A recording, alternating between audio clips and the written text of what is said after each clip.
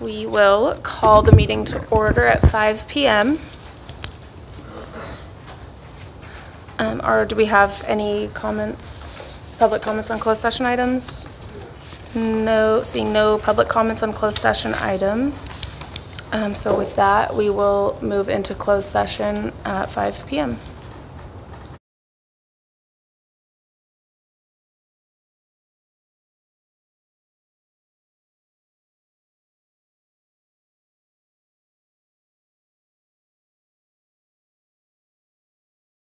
To reconvene our open session at 6:12 p.m. If we could all stand for the Pledge of Allegiance, please.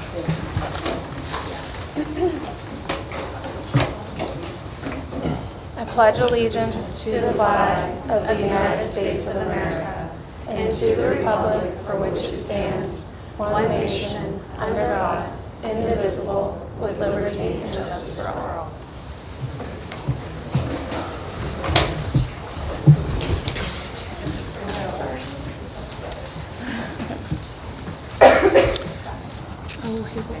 We have to. Yes, please. Can we get an approval of the agenda? Move to approve. May we, before we approve it, may we please pull L2, the federal program Nicole's not monitoring? here. Our presenter is not present. L2? Yes. L2. What about L1? Okay. Are we So, just tabling that to a future meeting then? Yes. move to approve with the tabling of L2. Okay, I will so, second. okay, so we have a motion by trustee Addison and a second by trustee Garrison to approve the agenda with that tabling item L2. Preferential? All in favor? Aye. Opposed? And trustee Candelaria Orr is absent. Okay, so moving on to public comment on consent and non-agenda items. So the public may address the board on any consent or non-agenda item pursuant to the Brown Act during this period. The board cannot consider issues or take action on any item not listed on the agenda. This time is limited to 3 minutes per person, 20 minutes per topic. So with that, we will move into our public comment, and the first public comment I have, where's the name on this? So, community members. There isn't a name on this one.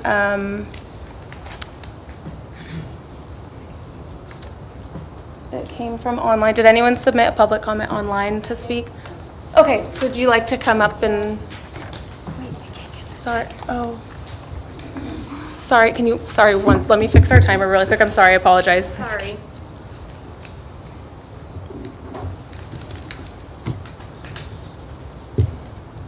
Okay, I think it's going down now. Okay, go ahead, when you're ready. Hi, thank you. My name is Diana Prescott. 3 of our kids went through the school system here. My boys were very well liked, and they were good children. They were kind. They are kind.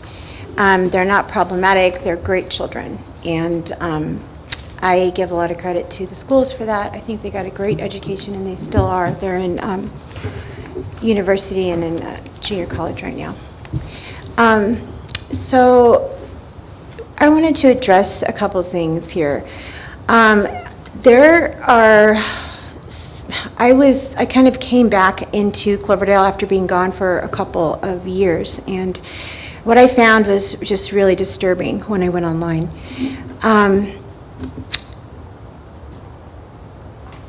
So I want to actually touch on a couple things that Angela Cordova brought up last month. I was reviewing the last speech. Oh, yeah. I know this is a thing where I knew I was going to get recorded, so I made sure to brush my hair in the back. Anyway, I was listening to her last speech, and she was upset that you guys, I guess, didn't hire someone she wanted. A couple times I've seen her in here, it's kind of like, I'm upset with you, I'm not upset with you. I don't think anybody really cares out here, and I'm tired of seeing it. She said to Preston, I think you're crying out to the community so you don't get recalled. And I just want to stop right here. The campaign from last year wasn't about people signing for Preston to be recalled. It was to get that issue on a ballot that the district would have had to fund, by the way. She says, you're a bully, and Jackie, you're a bully, and you bully people, and that's sad. 1,800 people agreed with that. 1,800 people signed your recall. That said you should take some therapy or something, she says. So I just want to clear up, that was not a recall. The recall would have been much higher threshold to reach. All you had to do was collect a fourth of the registered voters, which was 1,662 valid signatures. You collected 1,812, but 34 signed more than once, and 7 gave no addresses. You were not careful. It was sloppy. So you ended up with 1,530, which means it was a failure. There's a lot more people believing one narrative back then, so maybe it was easy for you to get those signatures. So for you to say to Preston, you're facing recall, watch out, that's done, that's been played, it's over. I think we should all move on. This town doesn't need to be torn apart again for another campaign. And another thing I wanted to mention was this walkout. She says, did I just miss my 3 minutes? Was that it? Thank you. Okay. That's fine. Thank you.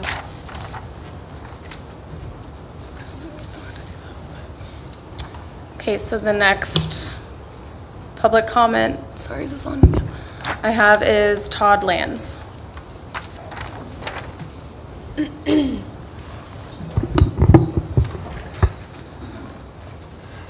Good evening, Superintendent Jorgensen and School Board. I'm Todd Lands, and I'm coming here today as the JV softball coach. I've been involved in sports in Cloverdale for over 40 years, over 25 of that as a coach in some sort. First thing I want to do, since we've been involved with these sports, is we've always had athletic directors. I want to thank Casey Berry for the incredible job he's doing.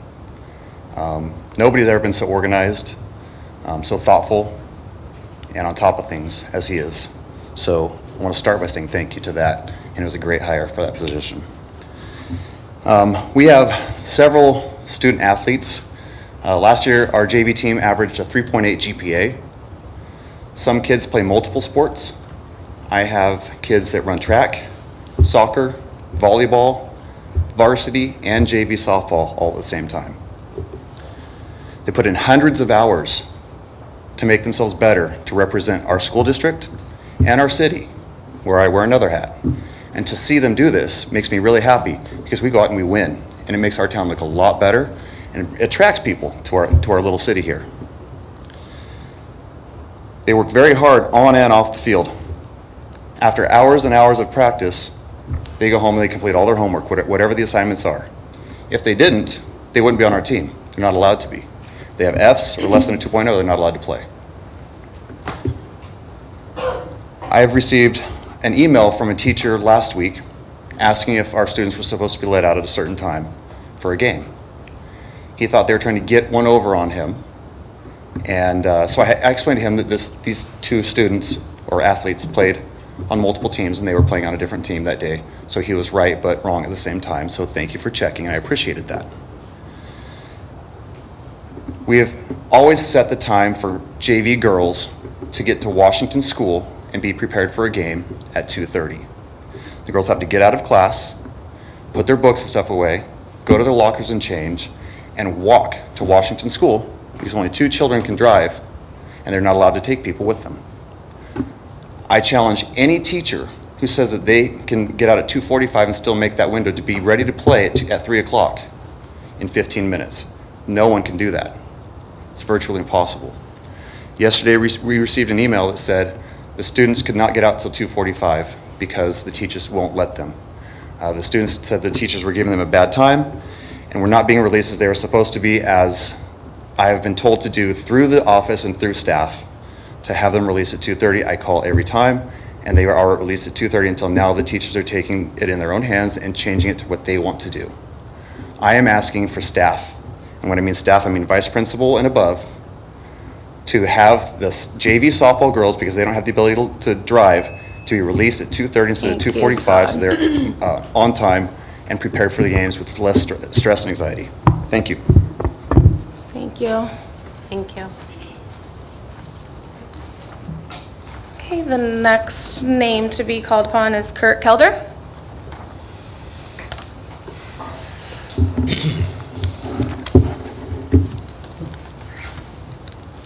Thank you, Board. My name is Kurt Kelder. I live here with my wife, Carrie. We have a daughter in high school. My main purpose here is to talk about Wendy Connor. Wendy Connor is one of the best teachers we have in the district. She's a gem. She's in her prime, and her experience and expertise will be sorely missed if she leaves. We need her ability and expertise to keep Cloverdale students competitive, both in college and out in the real world. Her preparation of students, especially through her honors courses, is beyond reproach. I've heard many students say how well they did in higher education because of Miss Connor. The school board and community need to do all that we can to support her, including shielding and defending her from any baseless claims made against or towards her. Second thing I'd like to talk about is I've heard rumors that the board is thinking of getting rid of AP and honors courses. There's no substitute for a strong education. There are other ways to succeed, but a solid education is the surest way. We as a community need to always strive to give our youth the best opportunity for education and growth. The AP and honors coursework should be expanded, not reduced. If money is an issue, we need to explore and uncover all options before getting rid of AP honors. Once we let these courses slip away, it will be very hard to get them back. Teachers who want to teach AP honors will look elsewhere. Students who want and need AP honors courses to challenge themselves will look elsewhere. The district will lose bright, talented young people, both teachers and students, when these bright and talented young people are exactly who we need. My wife and I have spoken with many families who are thinking of leaving the district to go to Windsor and Healdsburg and other districts that offer these AP and honors courses. We have discussed how our daughter, who's now in high school, has done extremely well with the AP and honor courses that are available. To lose them, we would lose many families that are thinking of coming back to Cloverdale. Thank you. Thank you. Thank you. Thank you. So next I have Daphne Rushing. Did I say that right? Okay. Hello. My name is Daphne Rushing, and I'm a senior here at Cloverdale High School. And I'm a student, as well as these group of students right here, who are very concerned about the state of our academics for this upcoming year. As Mr. Kelder mentioned, there's a possibility that the administration at Cloverdale High School will get rid of courses that have historically small class sizes, which drastically limits the opportunities of students and actively goes against the school's mission statement to supply a diverse education. Having classes with a 20-student minimum in a 400-kid school is really hard, and it has a potential to take away a myriad of programs.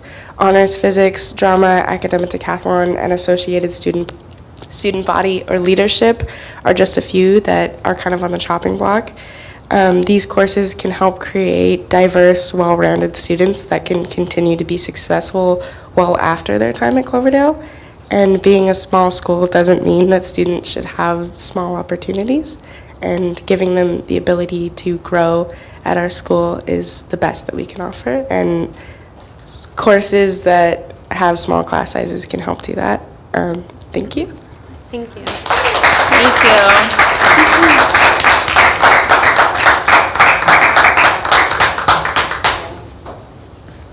Next, I have Carrie Kelder. Hi, hello, school board.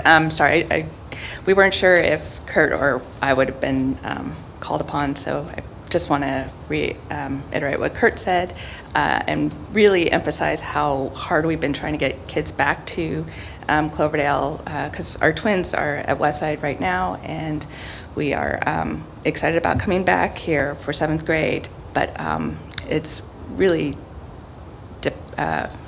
disheartening to hear that the AP and honors and academic decathlon, which these guys made it to state, might go away. And we're just starting to get good. And I've told a lot of families that live here in Cloverdale how great Grace is doing, and to go back and tell them that they're cutting these courses that she's excelling in would be heartbreaking. And so please don't cut them. Thanks. Thank you. Thank you. Okay, next, okay, tell me how to say this. Is it Yurishi? Okay. Jurise? Say her. Jurise. Thank you, okay. Hello, I'm Dresne Seha. As Daphne had mentioned prior, we had heard that the school is planning on cutting a lot of courses, and as someone who had been taking a lot of courses that aren't just academics, like drama and or my Spanish courses, I am really disheartened to hear that might happen, because drama was one of my favorite classes that I took. It helped me create more of a creative space for myself, and it helped me become a lot more outgoing. And it's really bad for many students who don't have the opportunity to have classes like that for like their mental state. For example, because my mental state was so much worse before I had classes where I was able to open up with people and project another side of that not a lot of people got to see. So I just wanted to vocalize the importance of classes that aren't just focused academically, but creatively. Thank you. Thank you.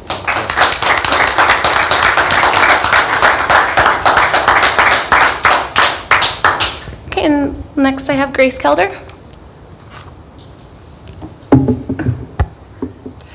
Hello. I'm Grace Kelder. I am the daughter of these two people and and friends with all of these people. So I am also here because I'm disheartened to hear that AP and honors classes, along with drama, might be cut in other creative classes. I do not have a speech prepared that is as eloquent as some of the ones that have been said. So I just want to reiterate just how awesome AP courses are, because that is something that I have loved about this school. Recently, I'm taking AP Statistics, and throughout the whole year, it's a fun-filled year of projects and learning concepts and getting to talk with people who are as invested in math as I am. Same with AP Biology, which I took last year. A lot of the people there, while we were struggling through a lot of difficult concepts, we would work together, we were able to learn a lot more, and at the end of the year, after taking that test, I felt like I knew so much biology. And same thing with academic decathlon. While it isn't really technically an AP course, through that I met a bunch of awesome people. I got to learn how to do public speaking better, which is a little bit of a fear of mine. And I was also able to learn stuff that I did not think I would ever get the chance to learn, like music theory and art history. And so basically to sum it all up, these classes are awesome. Please consider keeping them. Thank you. Thank you. Thank you.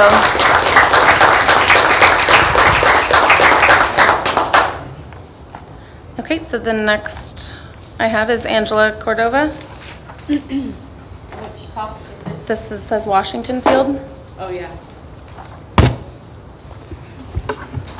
So our Washington bleachers are in shambles. It's kind of embarrassing when we have other teams come and play. It feels like there's no care for that field, and I'm hoping, and I know that the previous administrator, Mr. Lucchetti, had tried to get repairs done there over the years, and it just kind of got ignored. So I'm hoping that maybe you guys can take some pride into all of our schools, like you did to Cloverdale High School, and make it presentable. Thank you. So next I have Angela Cordova, and this says directives. I think directives, yeah. So I would like answers to the following false claims in your cease and desist letter dated 9/2 of 2022. Under directives, line item 1, paragraph 1 and 2, provide supporting evidence to your claims of threatening, intimidating, harassment, and disruptive behavior via email or online. I would like specific incidents, including but not limited to date, location, and time of your allegations. Paragraph 3, provide evidence of me threatening district staff and board members. Please provide evidence of me making accusations against their character that are untrue. Line item 2, please provide evidence to support your claim of spreading false information about the district superintendent that would be harmful to her professional reputation. Counsel referenced slander and libel defamation of Betha McLean and ordered me to cease and desist. Provide evidence that is untrue to what I said. Line item 3, not relevant since McLean resigned. Line item 4, please provide evidence that I emailed Betha McLean to her personal email without having received an email from her first.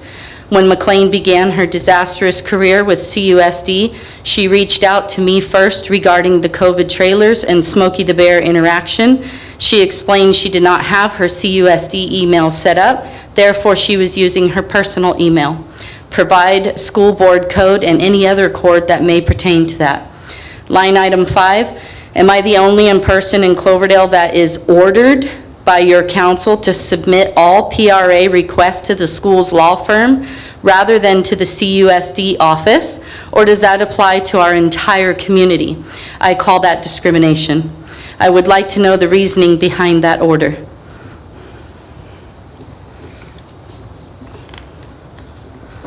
Thank you. And the next one I have is Angela Cordova, and this agenda topic says relevant law. Relevant law, again, that is on the cease and desist letter. You've cited Penal Code 626.4. That has not been applied to Trustee Addison for the multiple attempts to stop me from speaking at public comment, shutting down meetings, and kicking out the community outside of the meeting room. Addison has willfully disrupted the meetings himself, willfully prevented me from speaking, and I would like to call this intimidation and a threat of criminal prosecution from CUSD. You have cited Penal Code 543M.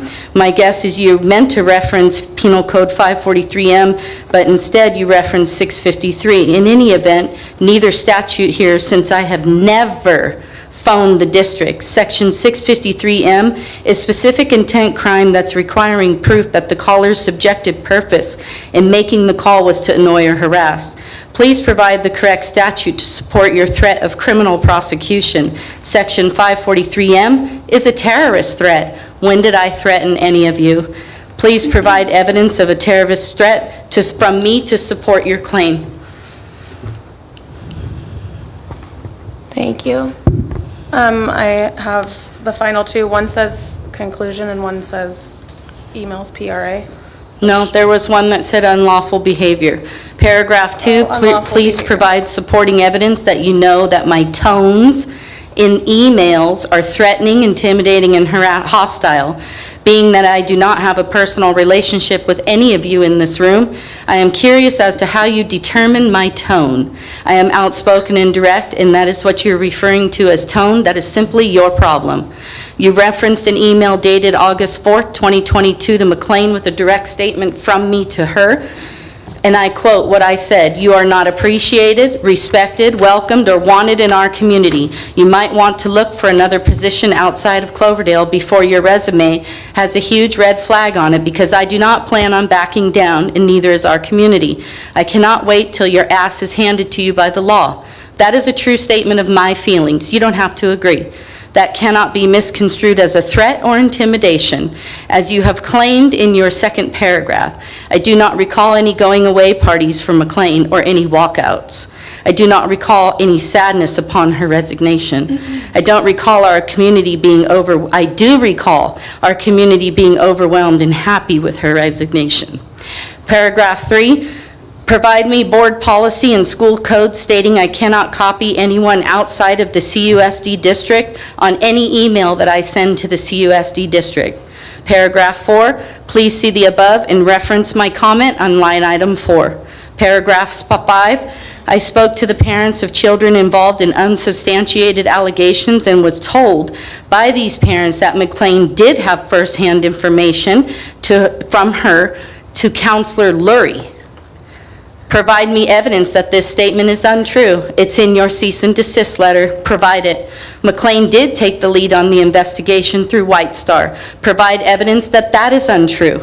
McLean paraded around the campuses with the investigator as an intimidation tactic towards staff as if she was in power. It wasn't until I went to the meeting and spoke out against those actions when you finally removed her from leading the investigation. Provide evidence that I have seen McLean's personnel file as you claim and the contents of what's in it. Please provide proof that I made this statement either publicly or electronically. Okay, thank you, Angela. So I have two more for you. I'm going to ask, do either of these consist of or are regarding the cease They're and different desist? topics. The next one is notice of false statements. Please provide proof that McLean's obligations under California mandated reporting statute are classified differently than any other mandated reporter. It is my layman understanding that McLean is a mandated reporter and must report information upon receiving it in California as required to do so. That's paragraph 1. Paragraph 2, again, please see above under unlawful behavior, paragraph 5, section 2, stating that I have seen McLean's personnel file. Provide evidence of this statement. You've cited it twice. Counsel made a false statement regarding the investigation and information not being shared with anyone other than the investigator, stating that McLean's only role in the investigation is as a respondent or interviewee. That is false. McLean led the investigation around and even tried reaching out to some of the families that were interviewed. How would she have known who was interviewed? Isn't that confidential? How would she have known that if she wasn't in the investigation leading it? Counsel states my comments to and about McLean have caused her subject of hatred, ridicule, and contempt and are injuring her in her office, profession, trade, or business. Provide evidence of that. McLean was reckless and a tyrant in our district. She gave promotions and raises to those who agreed to side with her during the investigation into Mr. Lucchetti. She was nasty, mean, and unwilling to promote those that were against her comments about Lucchetti, causing those to work in the district under duress. Referred to your own TAC report from that meeting. Next. The last one I have is Angela Cordova for emails, PRA. Conclusion. Counsel has stated that my behavior violates the law and immediately must cease. Further stating that the district will have to resort to legal actions, including contacting law enforcement and obtaining a restraining order. I can't even read that with a straight face. Further stating that the district believes this to be the best interest of all concerned. Please state who's concerned. Please provide evidence of what violations of the laws I have conducted. Who is in the district that's concerned with calling the police on me or trying to obtain a restraining order? What penal codes have been violating, and what would be the basis of your restraining order? I will leave you with those questions and expect an answer to each and every one of them within 5 working days.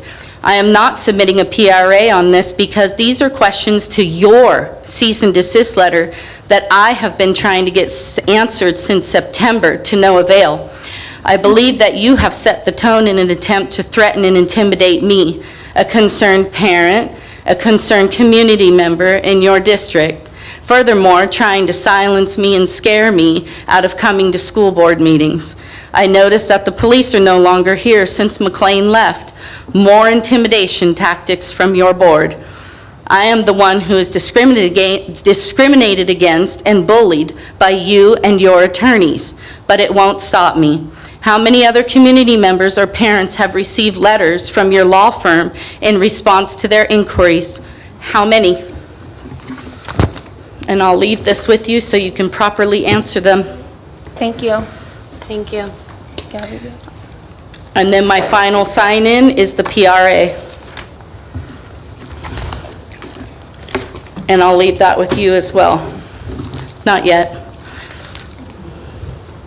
Please explain how Diana Prescott obtained emails from CUSD that I sent to the board within days of being sent. Was a PRA done to receive those? Is it normal protocol to respond to and produce requested documents on a PRA within a few days?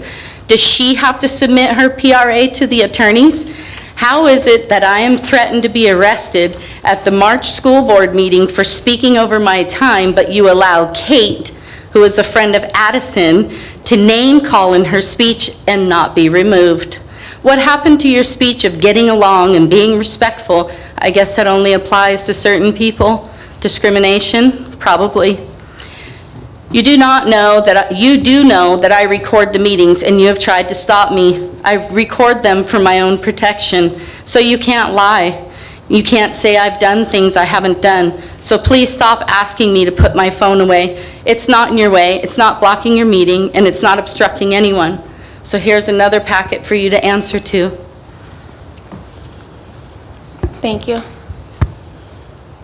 And I would like those answers before May, because I am amending my lawsuit. So please don't ignore them as you have. My lawsuit will have you all listed, and the amount is going to increase to $7,000.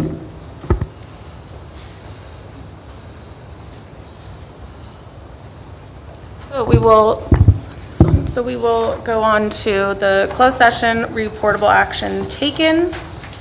Reportable action, the board approved public employment for certificated classified management, a 1.0 FTE, or excuse me, a temporary 1.0 FTE CHS career technical education teacher effective April 3rd, 2023. And we also approved the following management staff and 23-24 employment agreement for a director of special education and student services effective July 1, 2023, and a middle school principal effective July 1, 2023. The board also approved the request for a 20% STRS reduced workload for 23-24 for a 1.0 FTE CHS social studies teacher effective July 1st, 2023. And with that, we will move on to our district spotlight. Tonight, the district spotlight is on Cloverdale High School's Listening for a Change program, and Wendy Connors is here to present. Yeah, I'm going to introduce Phyllis Rosenfield. She's the founder of Listening for Change, and she's here to answer any other questions. But she is amazing, and she is the reason why we have this program in our school. Is there a clicker? How does that work? It doesn't, it's dead. It's dead. Sorry. Just say click. Okay, I can do that.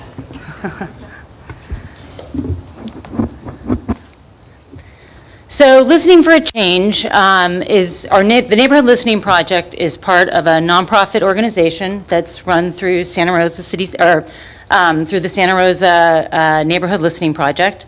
Or no, sorry, let me start again. The Neighborhood Listening Project is part of the Listening for Change nonprofit that Phyllis started, and it, thank you, grew out of the Sonoma County Survivor Project. That project had students go interview survivors of traumatic events, survivors of genocide, survivors of persecution. And what they found when they interviewed these people was that they survived because they knew their neighbor. That was crucial. So Phyllis decided that after the Survivor Project ended, that they were going to extend it to work in schools, so that students would be trained to meet the people in their neighborhood that they think they know, but they don't really know. Okay. So what Listening for Change and the Neighborhood Listening Project does is they come into schools, and they're in schools all over the county. Cloverdale was the first school that they were a part of, and I think we're the longest, 14 years, we're the longest continually running school in the program. And Phyllis comes in, and she or other staff members will teach 6 lessons. And through those 6 lessons, the students learn how to become oral historians, active listeners, and empathetic community members. Okay, so how do we become oral historians? The first thing that we do is we teach students how to practice good body language. We talk about the importance of good eye contact, of leaning slightly towards your interviewee, of smiling, of not fidgeting, and making sure that they do not have their phones anywhere near them when they are doing interviews. And then we teach them how to craft open-ended questions. So a closed question would be, do you like soccer? And it's going to result in a yes or no answer and a lot of awkward silence.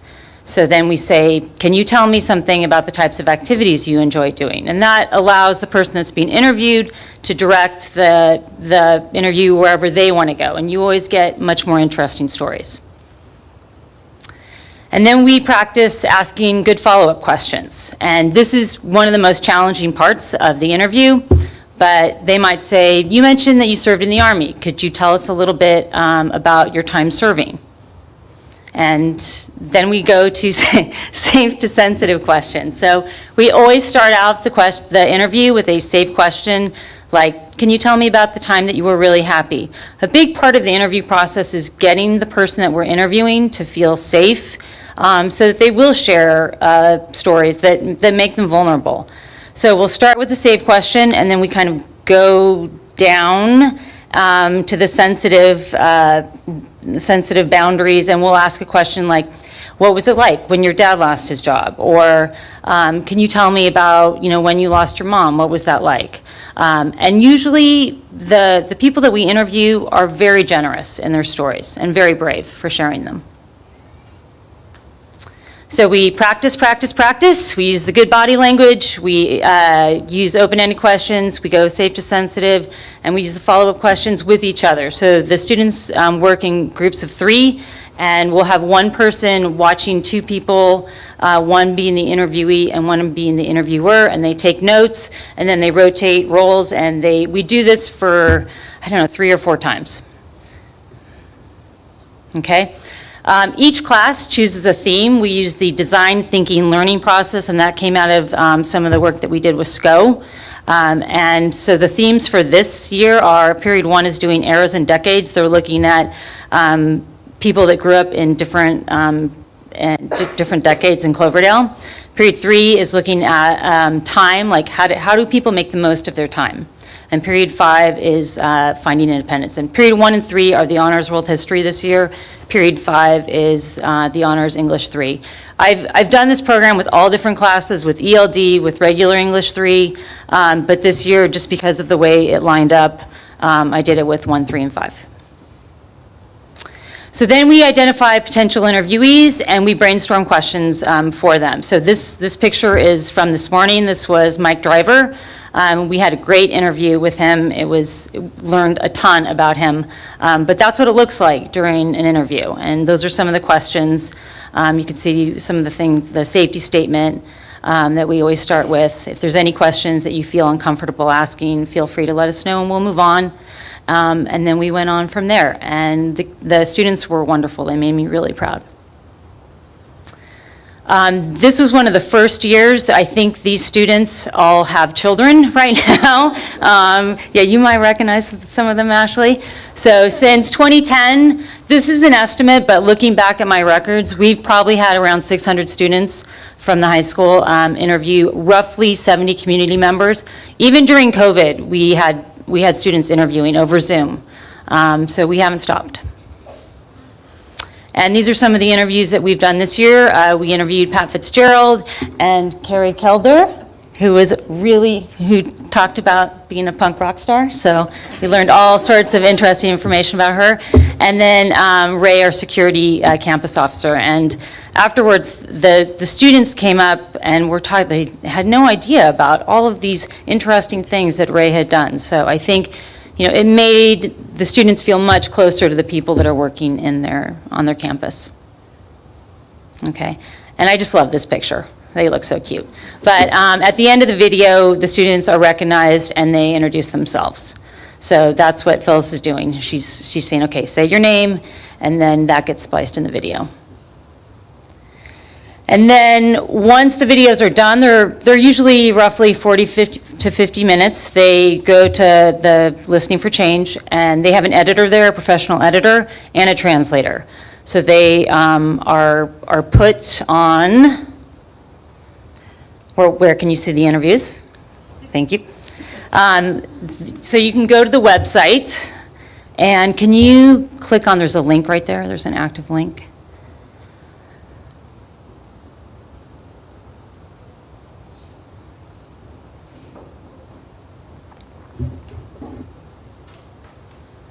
So that's what the website looks like, and you can see all the schools that are involved, and can you go, of course, Cloverdale High is first. Can you click on that one? Or actually, just click on Jamie. There we go. Yeah, all the way to the far right.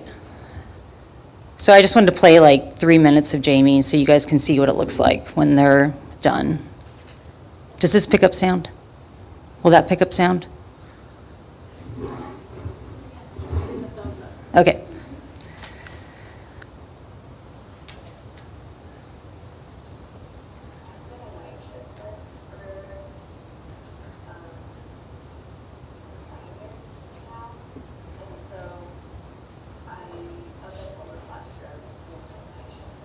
And that definitely was hard, especially being a mom of young kids.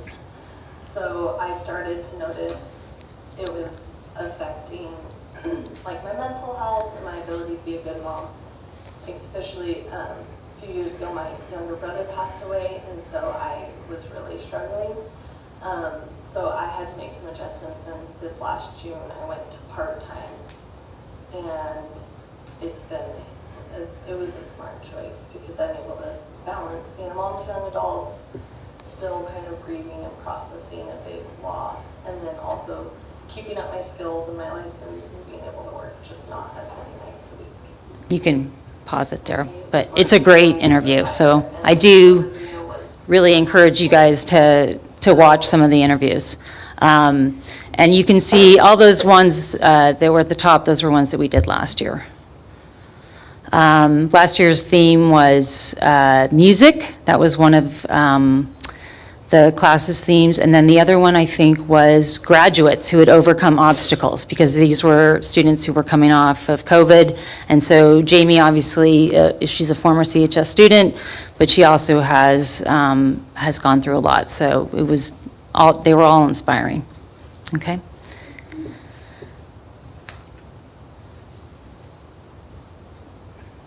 And then you can also visit our roving kiosk. You may have seen this around. It's been in various places around Cloverdale. We've had it in the library here, in various classrooms. It's been in the Sonoma County Library here. It's been in beauty salons. It's been in the Alexander Valley Health Clinic.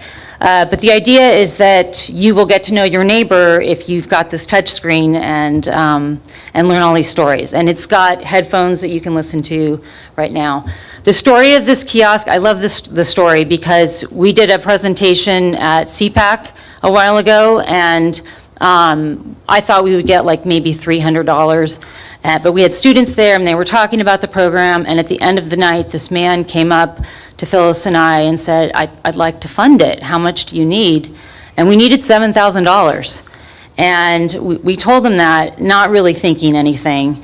And that man was Dutch Lions, and he came through with a $7,000 check for us, and that's why we have the kiosk. And we are one of 2 schools that has it. The other one is Santa Rosa, and it took them like 10 more years to get it. But I'm always grateful to Dutch. So what have students learned through the Neighborhood Listening Project? They've learned practical interview skills. It's really good for jobs. It's really good for scholarship interviews. And I always tell them, I'm going to make you be better on dates. So I don't know if they listen to me very much, but that's my selling point.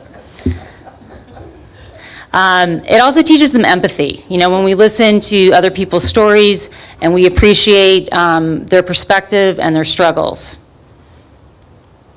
And it makes us understand that we have that capacity for resilience in ourselves, that listening to the struggle of others gives the students the courage to recognize and understand their own personal challenges as they move forward in life. Even today, after Ray's interview, the students were saying, you know, I never thought that, like, he comes off as being so confident and so calm, and it doesn't seem like he was like that when he was young. And you're like, yeah. We change.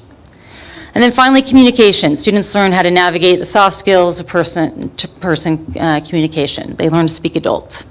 So, and thank you guys. Thank you, CSD, for supporting us, and Phyllis and the Neighborhood Listening Project. So, that's it. Thank you.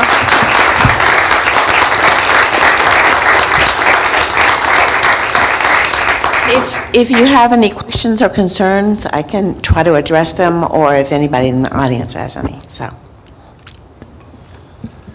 guess I have a question. Sure. For Seth, our student rep, have you participated in this, and what are your thoughts as a student? Yeah, I did this with Miss Connor my Honors English 3 year, and I did a few of those interviews that were up there, and it's awesome. And you're right, people do learn how to speak adult. I can't believe I made it around these last years without knowing how to speak to people like that. It's actually incredible. But yeah, I love doing that. It's made me super nervous doing it, but it's great. And I will always appreciate it the rest of my life. Great, life-changing experience. Thank you. Thank you.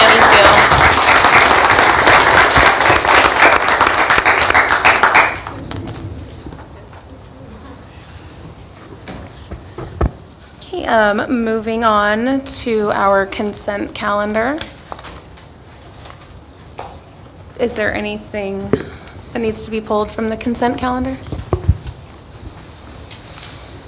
Nope. With that, if there's nothing to be pulled, can I get a motion to approve the consent calendar? I'll move to approve the consent calendar, items J1 through J18. I have a motion by trustee Mendoza Torres to approve the consent calendar, items J1 through J18. Do I have a second? I'll second. A second by trustee Garrison. Preferential? Aye. All in favor? Aye. Opposed? And trustee Candelaria Orr is absent.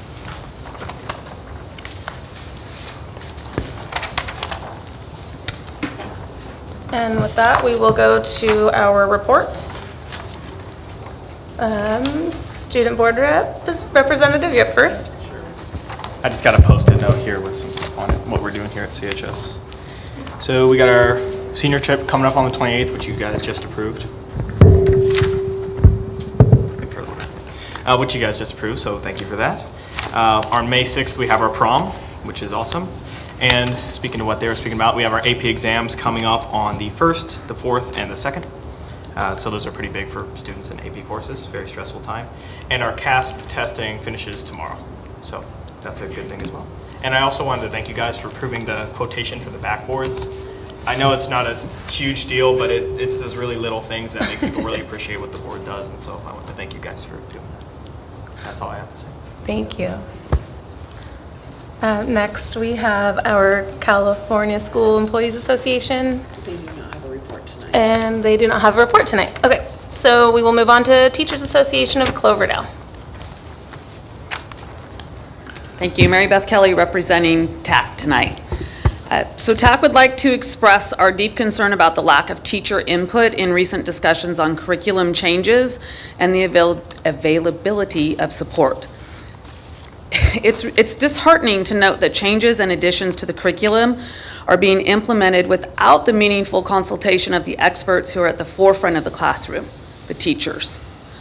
As we approach the end of the school year, decisions are being made without taking into account the invaluable perspective of those who are in the trenches every day, the teachers. This lack of teacher input is not only detrimental to the quality of education, but also undermines the professionalism and dedication of our educators. Furthermore, new administrators should be in the decision-making process when it comes to changes in curriculum. Their expertise and insights can provide valuable input into the development and implementation of new educational policies, and these decisions will also affect their work. We urge all stakeholders to prioritize teacher inclusion in decision-making processes to create a supportive and inclusive educational environment. Teachers spend a lot of time developing lessons, and we take a lot of pride in our work. Please include us when leaders and experts are talking about and making decisions about what we do, as we are also leaders and experts, especially with what happens in our classrooms. So just one more time, teachers would like to have a voice in CUSD. Thank you. Thank you. Thank you. Thank you. And we will, with that, we'll move on to board members' individual committee reports.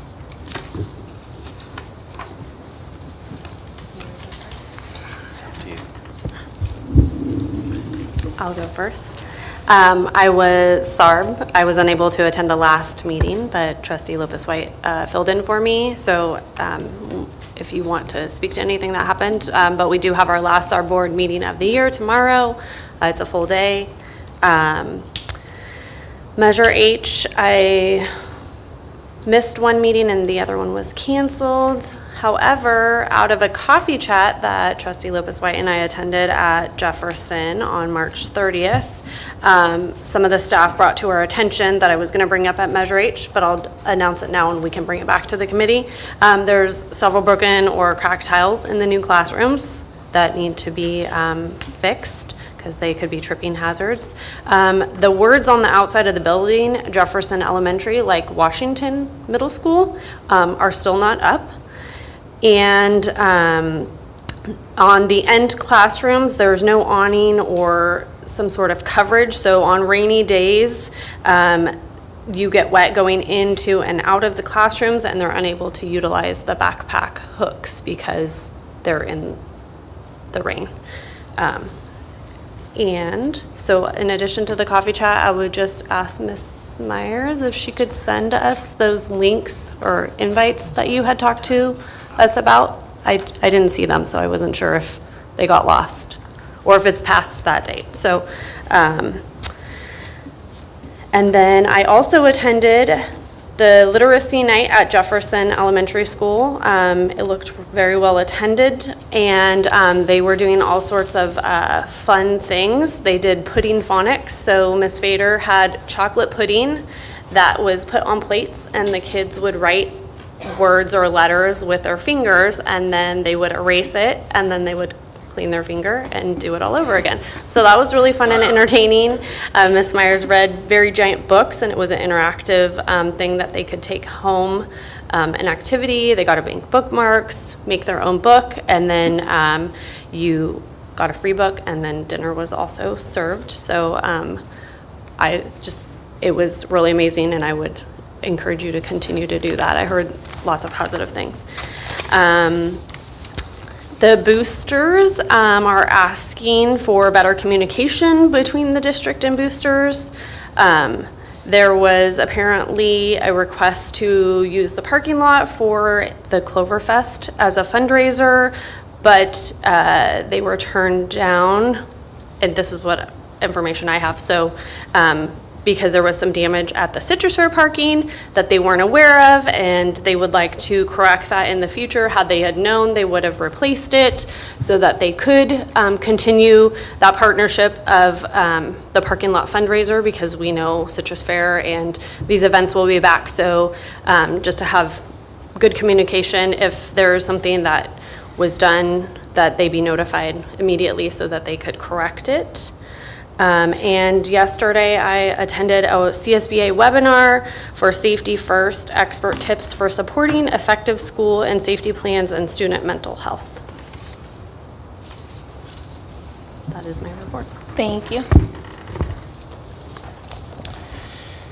I don't have much to report, but wanted to bring to your attention that the program that we've been supporting, CARES also supported it, the mariachi camp program that happens in the summer.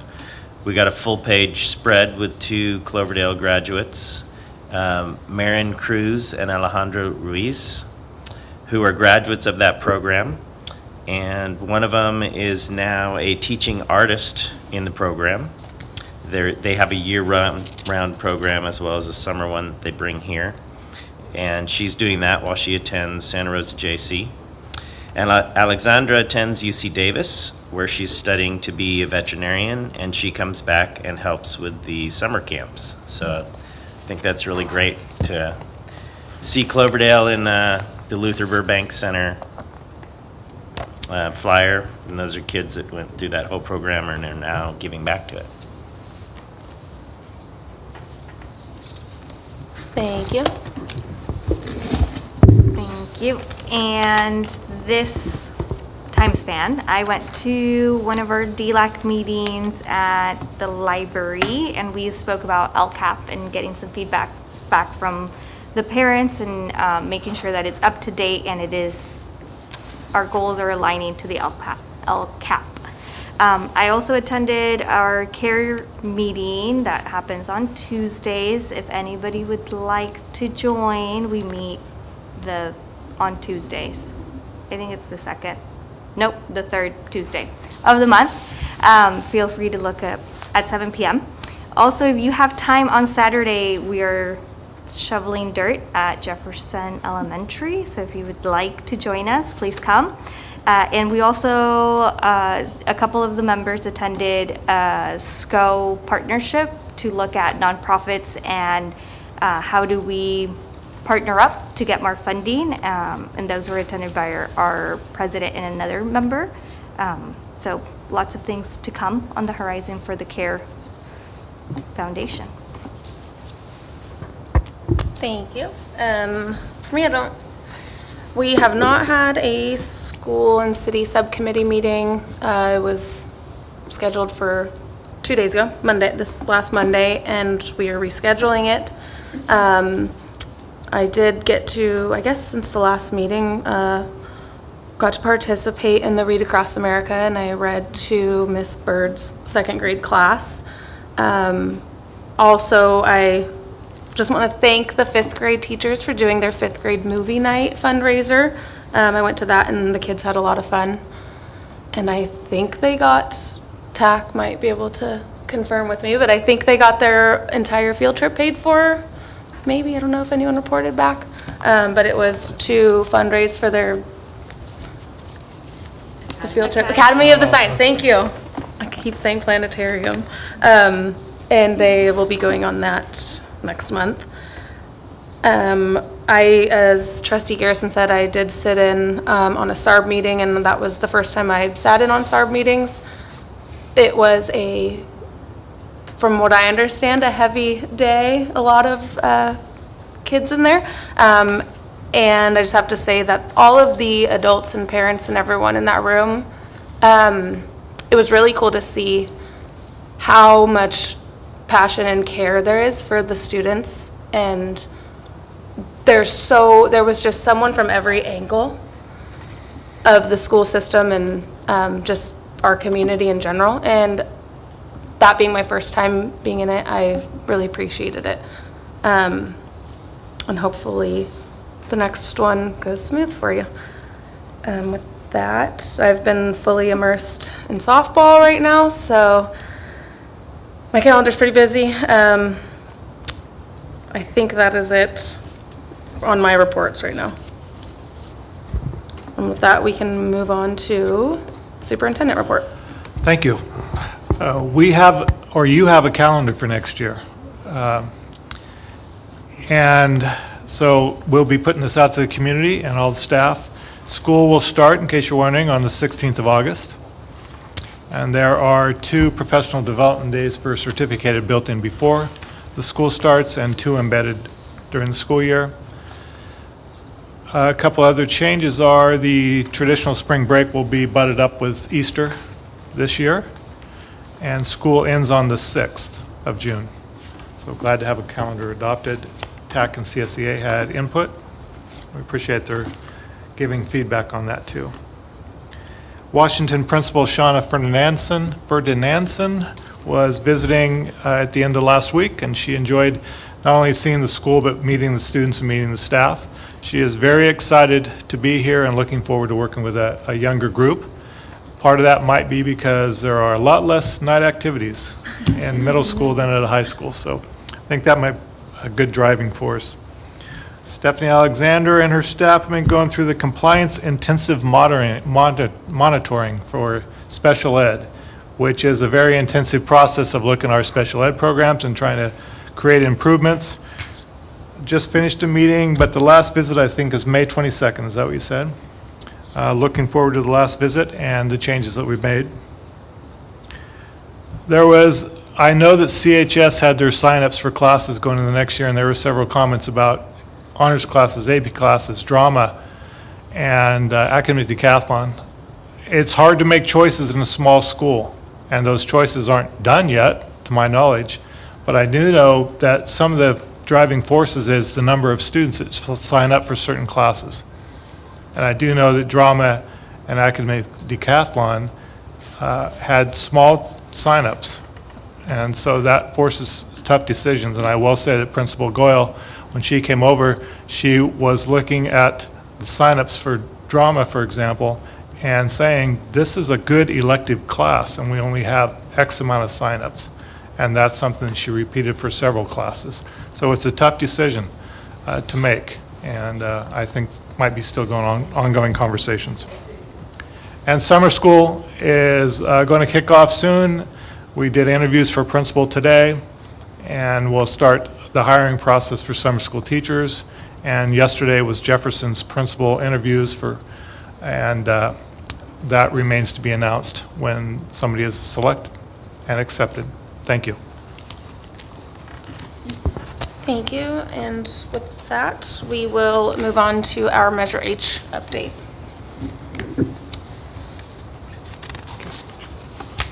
Thank you. So Kevin Little could not make it tonight, so I am his fill-in. I do not have a ponytail, so sorry, but Kevin does if you haven't met him. So at one time maybe, but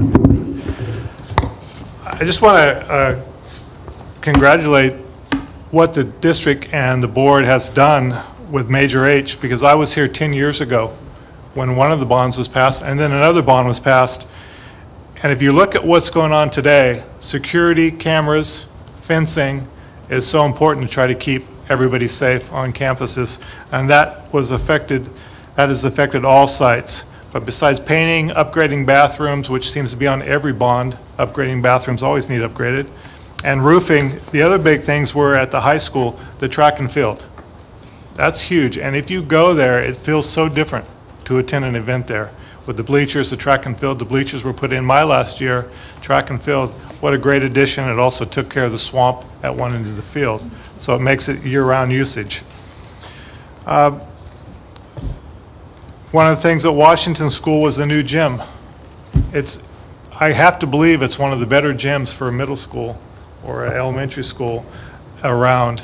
And there's a lot of pride taken in it, and we try to keep it in good shape. You have a lot of students using it, a lot of community using it, but I commend you, because I would have loved to have that type of gym when I was the age of the students going to school there. Other things, Jefferson's new two-story classroom building. And there is a list if you haven't seen this, but I'm just trying to highlight some. The new two-story classroom building, what a change it made to that place. And the new fencing going inside, it's really a more welcoming site, and it's nice to see since I was here before. I do know that the bus turnout is going to be happening at Washington School.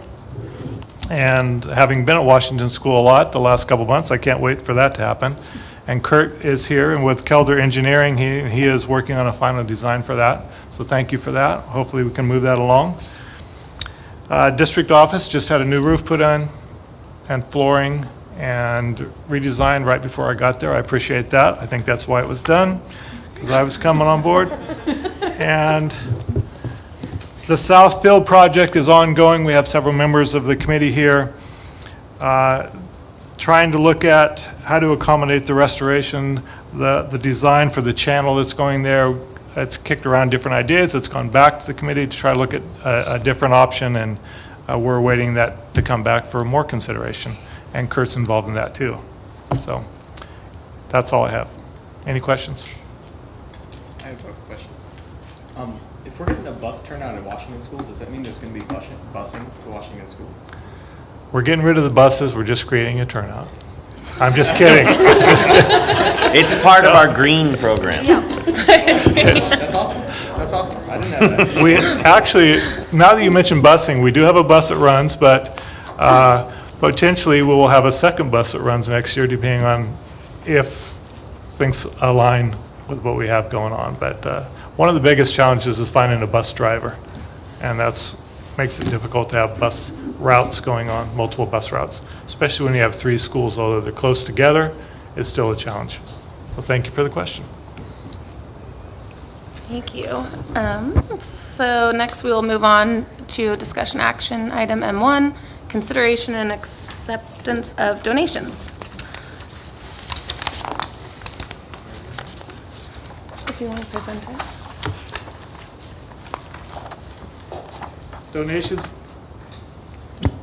Donations, we'd like to thank Black Bog Giving Fund and PG&E for donating $140 to Jefferson School, and various donors for donating $966 to Cloverdale High School class of 2023.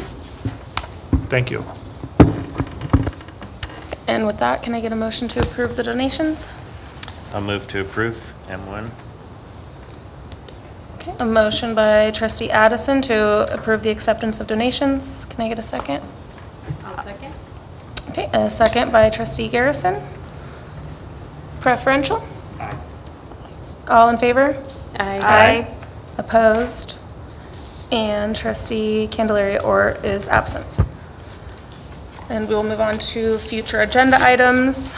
And on our future agenda items, we have to come back master planning, Alexander Valley Healthcare Student Concerns, Board Policy 5111, TK and Kinder Admissions, and then Board Policy and Administrative Regulation 6158 Independent Study, which I think we can remove now. We just approved. So we will remove that one. Does anyone have anything that needs to come forward? Okay, and with that, our next future board meeting date is May 17th. It's our regular meeting at 6 p.m. And that is it. If I can get a motion to adjourn the meeting at 7:19 p.m.? You sure it's not too early? It is quite early. I move to approve, we adjourn. Okay, a motion. I motion to approve that we adjourn. A motion from trustee Garrison. Only to approvals. Adjourn the meeting at 7:19 p.m. Do I have a second? I'll second. Okay, a second by trustee Mendoza Torres. Preferential? All in favor? Aye. Aye. Opposed? And trustee Candelaria Orr is absent. Thank you all for coming. Thank you.